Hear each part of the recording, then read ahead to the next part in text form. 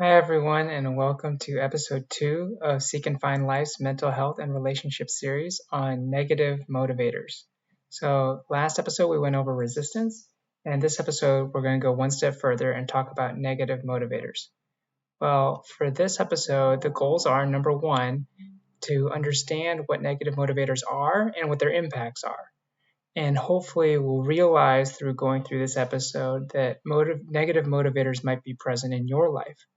And then hopefully we'll build a little bit of skill in being able to recognize negative motivators in our lives and also recognize their impacts.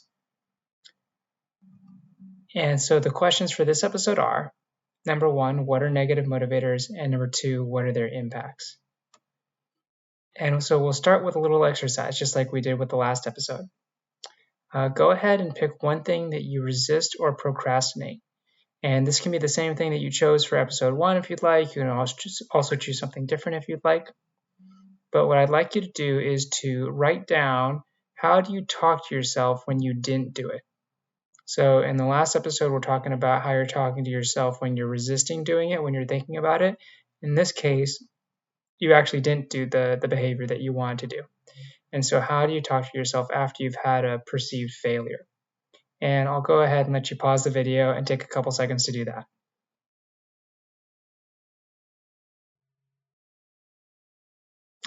Okay, great. And this time we have some more sample answers from some of our Seek and Find Life participants. This time it's about working out. And so this participant had 2 answers that he came up with. The first one was, it's okay, I was busy. It's okay, I was busy. And the second one is, I wasn't busy, I should have done better. I wasn't busy, I should have done better. And so usually these come back with maybe 2 to 3 rough categories of answers. And we see 2 of the very common categories, probably the most common categories right here. The first is what we would call self-soothing. It's okay, I was busy. And the second is self-punishing. I wasn't busy and I should have done better. And so let's go ahead and take a look at the next step in this exercise, which is to reread what you wrote as if someone were speaking it to you. And then just notice how those words hit you, and then go ahead and write down how you feel. How do you feel when that's spoken to you? And so I'll give you a couple seconds to pause the video and do that.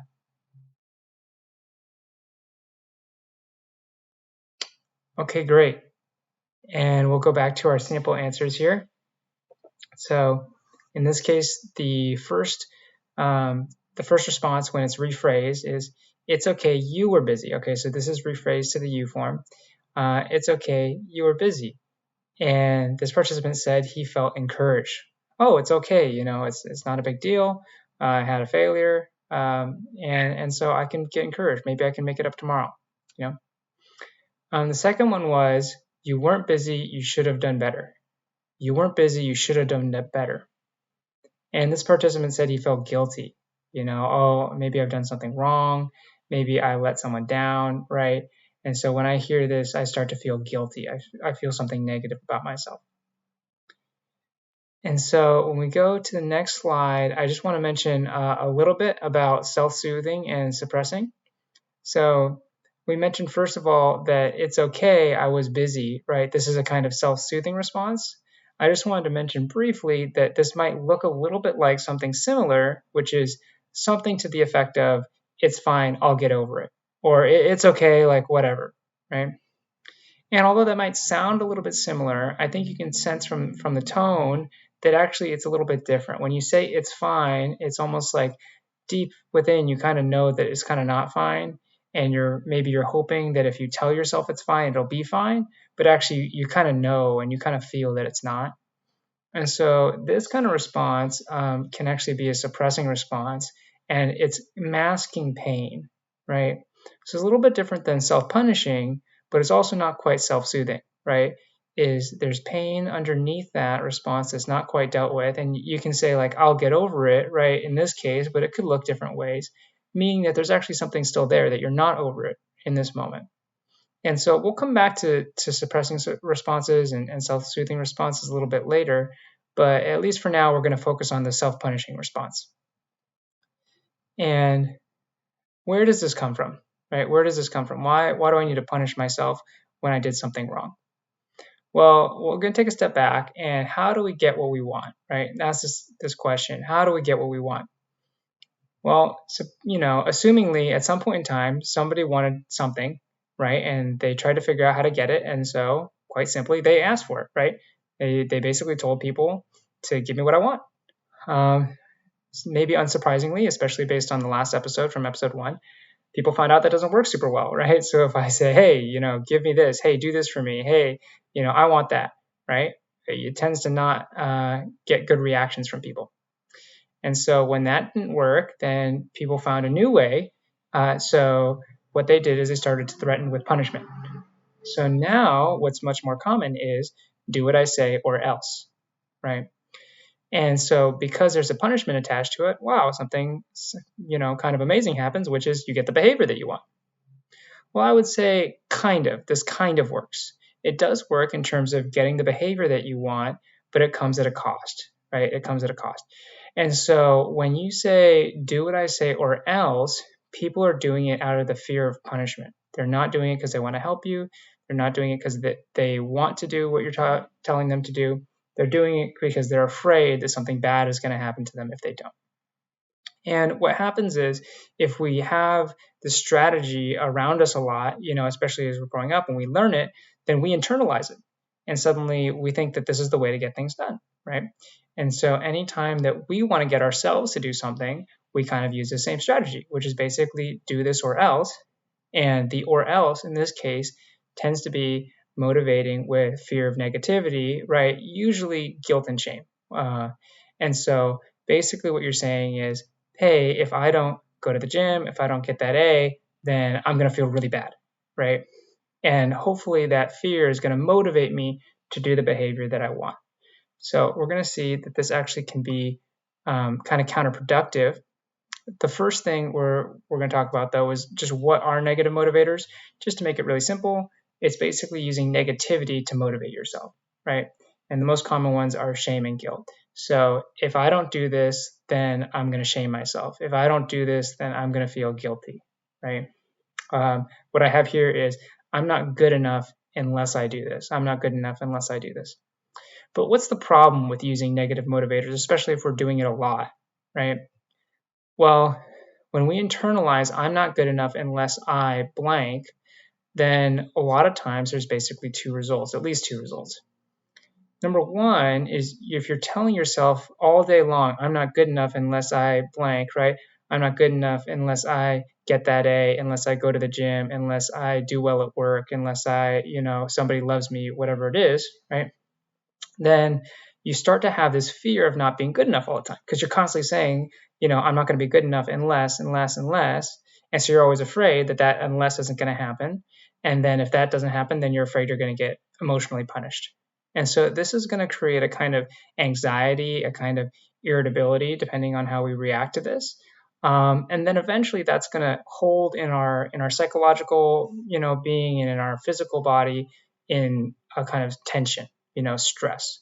And so you're going to end up being kind of stressed out about this. It's like, oh no, I'm not going to be good enough if I don't go to the gym or if I don't get good grades or if I, whatever it is. The second thing that can happen is we start internalizing that we're not good enough. So why does this happen? Because all of us are human and none of us is perfect.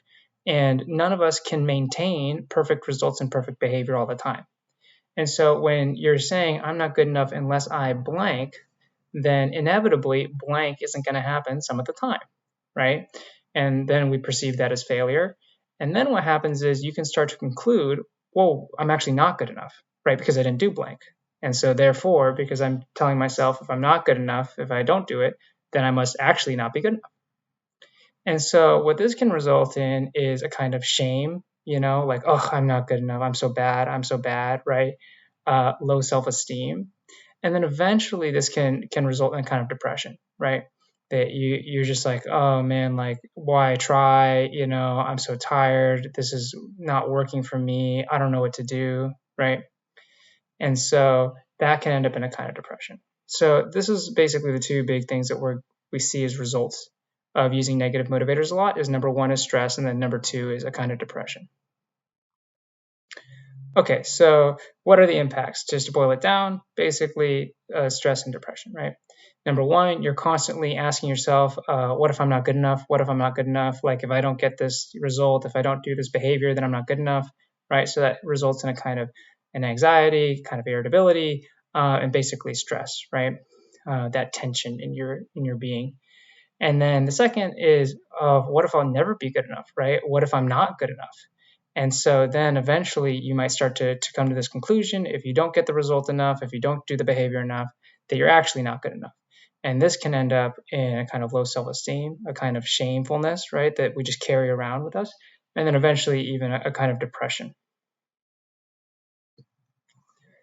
So recognizing negative motivators. Again, basically negative motivators is do this or else, right? Coercion along with punishment if you don't do what you're asked to do. And so, as we talked about in episode 1, anytime you're experiencing a kind of resistance, right, that's probably coercion. Most commonly, some kind of should, have to, you have no choice, right? You got to do this, you need to, right? Any kind of language like that, obligation, duty, coercion is going to result in resistance, and that's going to give us this kind of do this kind of feeling like you have to do this. And then number 2 is punishment, right? And so inevitably, if we don't do the behavior that's being asked of us, then we need to punish ourselves emotionally. And so that can look a lot of different ways, but just some that I put on here. Number 1, self-labeling. Oh, I'm so stupid. Oh, I'm irresponsible. I'm so weak. I'm worthless, right? Another one is self-deprecation. Oh, I always let people down. This always happens, right? Or catastrophizing, basically taking this out all the way to the worst possible result is I'll never make it, right? Oh, I'm gonna fail out of school. I'm gonna get fired. I'm gonna lose my job, right? Someone's gonna break up with me, and so then because we didn't do the behavior, because we didn't get the result, then we feel the need to emotionally punish ourselves. And so this ends up being kind of the two sides of negative motivators. Number 1, coercion, resulting in resistance, right?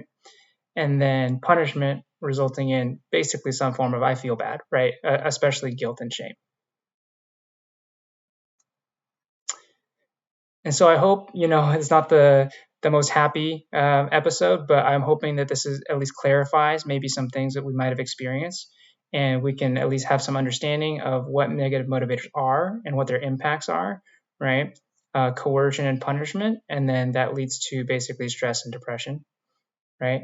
And then number 2, that we realize that negative motivators might be present in our lives, right? If we're noticing that we have like some have tos, some shoulds, right, that are going on in our lives, then maybe that might be contributing to some of these feelings. And then number 3, that we can now recognize, when I'm using negative motivators in our lives or in my life, and then also what the impact might be. As I'm noticing, like, hey, when I punish myself, I don't feel super good, right? And that may or may not be counterproductive to helping me actually get the behavior that I want or the result that I want. So again, thanks so much for joining us today. Let us know if we're accomplishing these goals, we're not accomplishing these goals, what you think of the videos. Feel free to comment on this video. We'd also love to hear your responses to the exercises. We're always, looking to hear from different people in different real situations, how they're feeling, how they're talking to themselves, what kind of things they're experiencing. And also feel free to reach out to me at david@seekandfind.life at any time. And I hope to see you all for episode 3.